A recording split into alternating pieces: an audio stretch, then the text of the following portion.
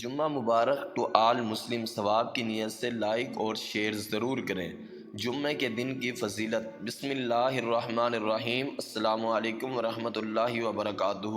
بروز جمعہ، جمعے کی نماز۔ اے ایمان والو، جب جمعے کے دن نماز کے لیے پکارا جائے تو اللہ کے ذکر کی طرف لپکو اور خرید و فروخت چھوڑ دو، یہ تمہارے لیے بہتر ہے اگر تم سمجھو۔